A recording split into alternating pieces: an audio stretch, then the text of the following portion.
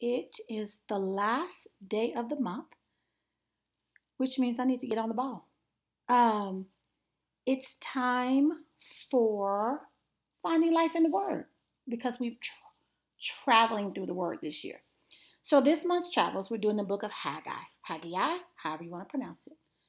Okay, so let's talk about some background. The book name, Haggai, means festal because he was probably born during one of the three pilgrimage feasts.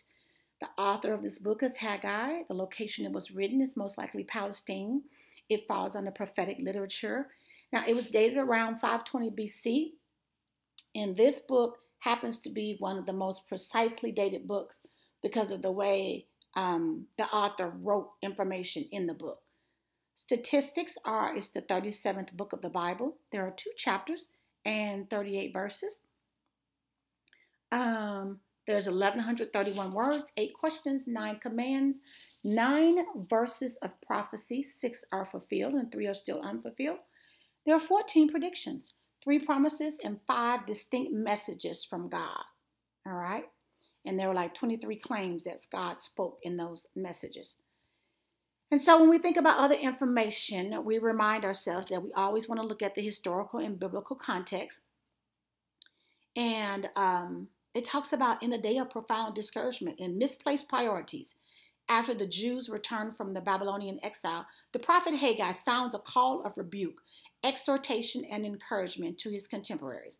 They had begun to rebuild their homes and businesses and establish their statehood as a Jewish community, but they had been derelict in tending to the construction of the temple and making the Lord the central focus of all their hopes and dreams. The prophets Haggai and Zechariah, which is the book that comes right after Haggai, were contemporaries in Jerusalem at the end of the 6th century because no other,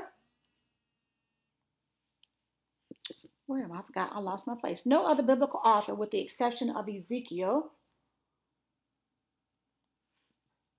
ties his ministries and messages more precisely to a chronological framework.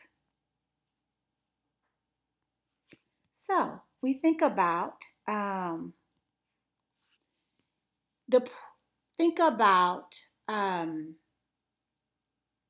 sorry, I got like completely off track. So let me get back on track because you know I'm not going to go back and redo it. So let me tell you what happened. In 538 BC, the conqueror of Babylon, Cyrus the king of Persia, issued a decree allowing the Jews to return to Jerusalem and rebuild the temple. They were led by Zerubbabel, okay, and about 50,000 Jews, which was like a remnant, journeyed home and began work on the temple, all right?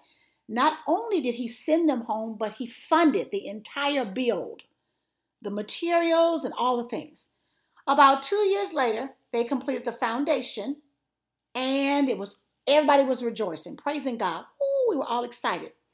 Well, their success, as it always does in our lives, aroused the Samaritans and other neighbors who feared political and religious implications of a rebuilt temple.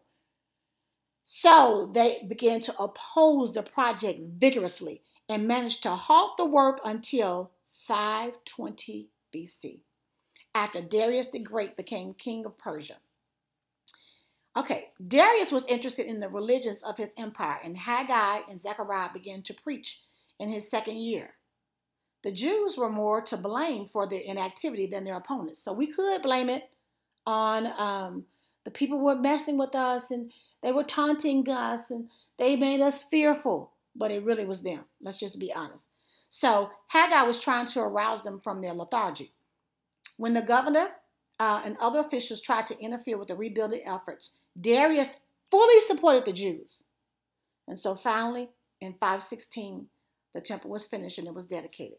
Now, Haggai's prophecy came at a time when the people of Judah were extremely vulnerable. They had been humbled by their exile. They were hopeful in their return, but they were discouraged by opposition, and they quit. All right? Now, 16 years later, with Haggai blaming their lack of food, their lack of clothing, their lack of shelter, all of it being connected to their failure to rebuild the temple.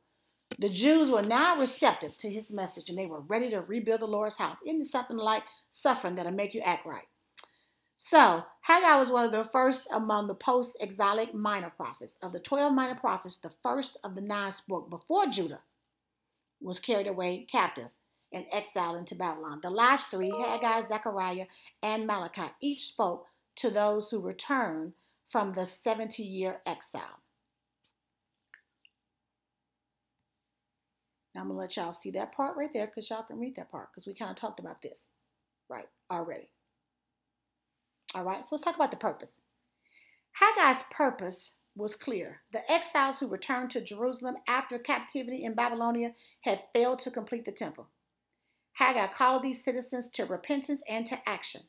All right, he sought to challenge the people of God concerning their priorities. He called them to reverence and to glorify God by building the temple in spite of the opposition.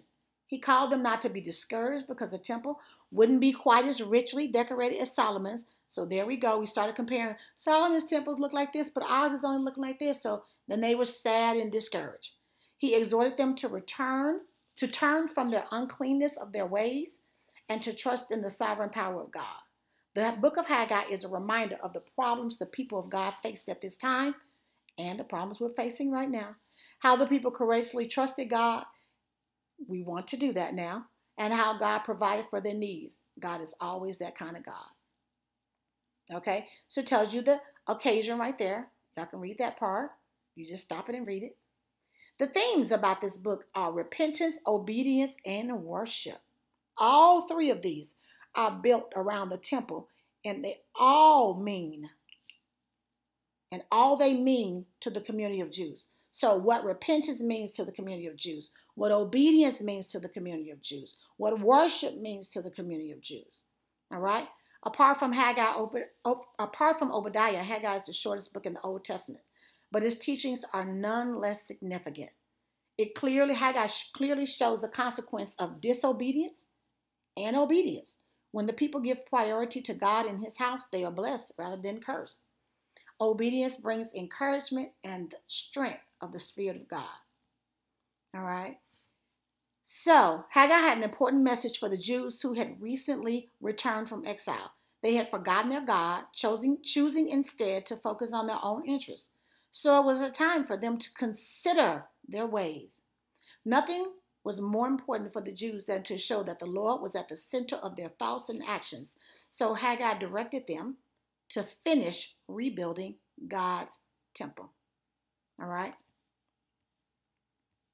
So there's more information. You can stop it and read that part because we kind of talked about that. Practical application. All right. The Jews who immigrated from Babylon to their original homeland of Judah faced intense opposition, both external and internal. Okay. In Ezra, it records the external resistance to the project of rebuilding the temple. The enemies of Judah first attempted to infiltrate the ranks of the builders, and when that didn't work, they resorted to scare tactics. Haggai, on the other hand, focused on the internal opposition they faced, internal which means them, namely from their own sin. The Jews had thoughtlessly placed their own interests before the Lord's interests, looking after their own safety and security without giving consideration to the status of the Lord's house. Okay? And then we go with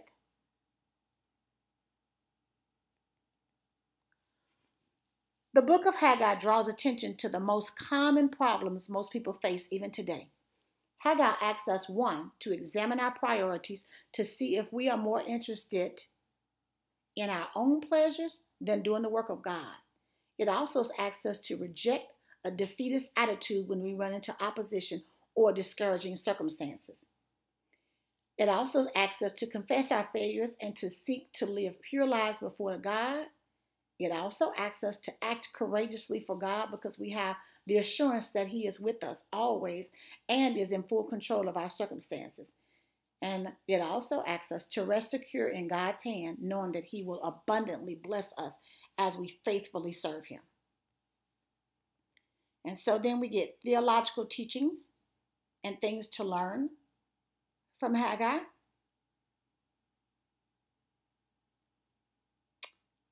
I'm going to read just a little bit of each of these God gives great encouragement to those laboring under difficult conditions to rebuild his temple by assuring them that the future glory of the modest temple they are able to build will be greater than that of the temple of Solomon had built in the time of Israel's greatest wealth and power.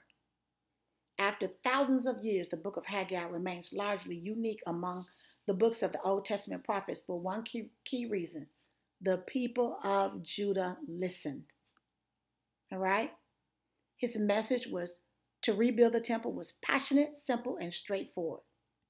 All right? Tidbits of information.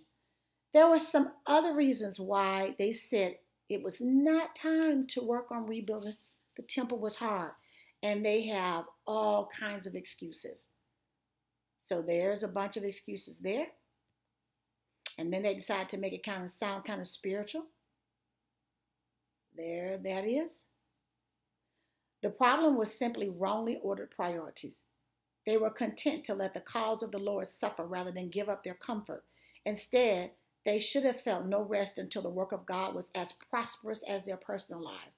They should have been as willing to sacrifice for the work of God as they were for their own personal comfort and luxury. And then look, we get more excuses here. So when we talk about consider your ways, this figure of speech is literally said to put your heart on your roads. Haggai's asking them to consider what direction their lives were heading and if they really wanted it to continue in that direction. Okay? There's some more information. At the time when Haggai was talking to them, the old men were weeping and the young men were rejoicing. The young men were rejoicing because they didn't know any better. They didn't know the church of old. The old men were crying because they had seen Solomon's temple and they were comparing what they were building in with that temple, and that made them sad. But here's the deal. The smallness of our gifts may be a temptation to us. We are consciously so weak and so insignificant compared with the great God and his great cause that we are discouraged and think it vain to attempt anything. The enemy likes to contrast our work with that of others and with that of those who have gone before us. We're doing so little as compared with other people. Therefore, let us give up. That's what the enemy wants us to do. We cannot build like Solomon. Therefore, let us not build at all. That's what they said. Yet, brethren, there is a falsehood in all of this, for in truth, nothing is truly worthy of God. The great work of others and even the amazing productions of Solomon all fall short of his glory. Great things are never accomplished without action. The true desire of all nations is Jesus, even if the nation themselves don't even know it. Holiness is not contagious, but impurity is. It reminds you of a sick child. A sick child can't catch health from contacting a healthy child, but a healthy child can become sick from being in contact with the contagious child. Difficult times don't necessarily bring us closer to God. It was easy for the returning exiles to feel insignificant in this world. God wanted them to know that though they were small in the eyes of the superpowers of the world, they were servants of the God of all power, and they were on the winning side. God promised to fight for his people in his day of restoration and rescue. And then you go down and you get outlines. There's one option. There's another option for an outline. There's another option. And then the final option is a chiastic AB/BA pattern. And that is it for the background of the book of Haggai. I will do the outline in my notes in the next video. Thanks for traveling through this background work with me. You are greatly appreciated. Enjoy the remainder of your October. It's the last day. Aren't I funny?